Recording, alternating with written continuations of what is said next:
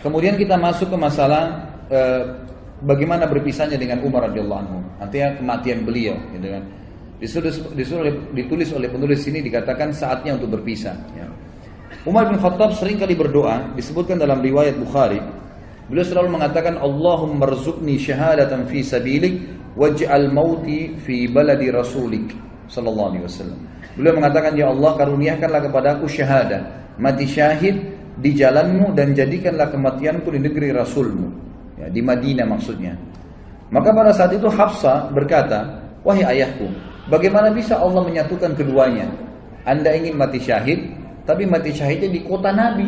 Sementara waktu itu Madinah menjadi ibu kota Islam yang sangat kuat, mustahil bisa diserang udah. Pasukan Islam sudah menyebar kemana-mana, Persia sudah runtuh, sebagian besar wilayah Romawi sudah runtuh, jauh sekali orang-orang kalau mau menyerang Madinah. Bukan seperti di zaman Nabi SAW yang masih dekat, orang Mekah, suku-suku Arab masih ada yang belum masuk Islam. Ini sudah habis semuanya gitu kan.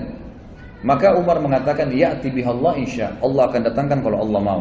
Ternyata betul, ya, beranjak daripada kisah ini, beranjak daripada doa ini, maka ada sebuah, ya, kisah yang harus diketahui, bahwasanya Mughirah ibn Syu'bah radhiyallahu anhu, salah satu waktu itu gubernur yang ditunjuk oleh Umar bin Khattab di Irak, dalam sanad yang sahih, menulis surat kepada Umar bin Khattab mengatakan, wahai Amir Mukminin, saya memiliki seorang budak.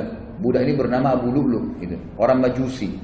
Orang ini mahir, bisa buat senjata, bisa buat pedang, bisa buat perisai, bisa buat macam-macam. Bahkan dia bisa membuat alat yang untuk mengalirkan air. Orangnya pintar sekali.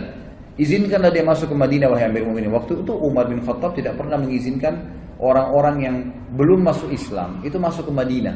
Kalau sudah masuk Islam lain. Kalau belum masuk, itu Abu Lu'lu belum masuk Islam, gitu kan? Dimasukkan untuk membantu muslimin agar bermanfaat. Nah, Umar bin Khattab menolak awalnya. Kedua, Mughirah bin Syu'bah terus mendesak sampai akhirnya Umar bin Khattab izinkan. Waktu itu Mughirah bin Syu'bah meminta bayaran dari budaknya ini setiap hari kalau nggak salah 100 dirham pembayaran dari hasil kerjanya, gitu kan. Maka dia pun datang, Abu Lu'lu, kepada Umar mengatakan, wahai Amir Mukminin, ini Mughirah menyiksa saya. Banyak yang diminta 100 dirham, padahal 100 dirham kecil untuk hasil dia. Kata Umar, 100 dirham kecil dari pendapatan kamu yang kamu lakukan. Begitu banyak pendapatan yang didapatkan, bisa masuk sampai ribuan dirham dalam sehari. Maka itu kecil sekali. Dia pun akhirnya jengkel dengan Umar bin Khattab, dan ini awal masalah. Maka dia pun akhirnya setiap kali ketemu Umar marah, kesannya kayak marah gitu. Ya, kenapa Umar bin Khattab tidak membela dia?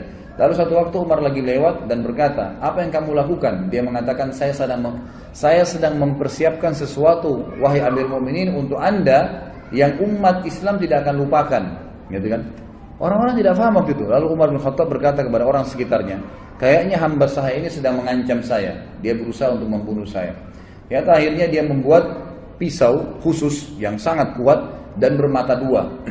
Dia pun akhirnya pada saat Umar bin Khattab masuk ke masjid, waktu itu menjelang sholat duhur, dan dia pun menyelip masuk di saf, dan baru saja Umar bin Khattab takbir sudah ditusuk oleh Abu Lu'lu. Begitu ditusuk, orang-orang tidak tahu, terutama di sisi kanan kiri masjid, tidak ada yang tahu.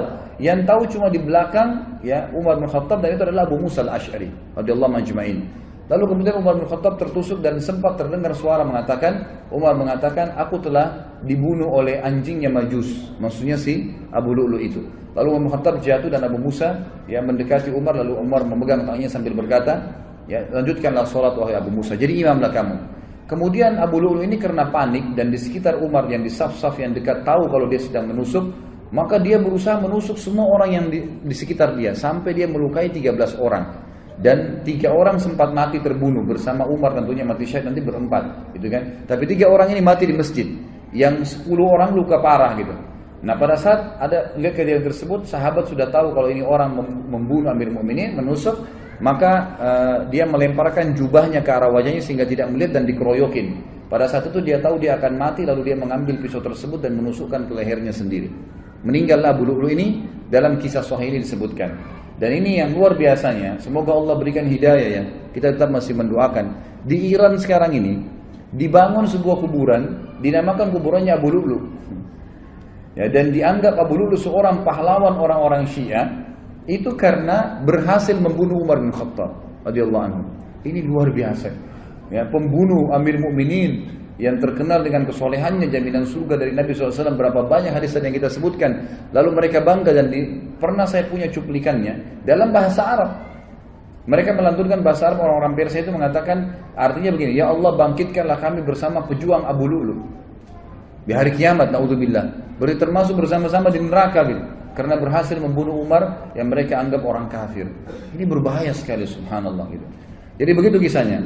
Maka Umar pun akhirnya sakit parah pada saat itu. Kisahnya panjang lebar, saya ringkaskan. Umar pun akhirnya sakit parah pada saat itu. Kemudian Umar bin Khattab berkata kepada Abu Musa al-Asy'ari, coba lihat siapa yang menusuk saya. Waktu itu mereka belum tahu, masih simpang siur beritanya gitu kan. Sahabat-sahabat di kiri kanan shaf masih mengatakan subhanallah, subhanallah. Mereka nggak tahu karena suara Umar tiba-tiba hilang gitu. Maka pada saat itulah Abu Musa meninjau mengatakan yang membunuh anda adalah budaknya Mughirah bin Syu'bah, Abu Lu'lu. Maka Umar pun mengatakan semoga Allah membunuhnya. Kata Abu Musa, sudah mati Amirul Mukminin, dia bunuh dirinya sendiri. Lalu kemudian Umar bin Khattab ternyata tusukannya sangat keras. Dari belakang di sisi kanan perut itu saking tajamnya pisau itu dan tebal gitu kan. Sehingga pada saat ditusuk dan memang dia niat membunuh, ditusuk sampai tembus ke depan perutnya Umar radhiyallahu anhu. Jadi lubang dari belakang sampai ke depan. Dan pada saat itu beberapa sahabat dan tabi'in sempat membawakan minuman kepada Umar bin Khattab. Ada yang membawa air kismis, ada yang membawa juga susu unta. Dan pada saat diminum maka keluar dari sisi lubang perutnya. Dan dipanggil pada saat itu ada seorang tabib yang jelas sekali ya mengetahui masalah dan mengatakan kayaknya Amirul Mukminin sudah tidak tertolong lagi. Tidak tertolong lagi. Umar pun mengatakan, dan ini pelajaran-pelajaran yang kita bisa ambil luar biasa ya. Subhanallah, setiap orang yang dekat dengan Allah sebelum meninggal dunia, kita dengar kisah Abu Bakar yang lalu, ini kisah Umar, nanti kita dengar juga kisah Utsman, kisah Ali, sahabat-sahabat yang mulia ini yang dekat sama Allah. Sebelum meninggal, Allah kayak berikan isyarat mereka akan meninggal. Ya.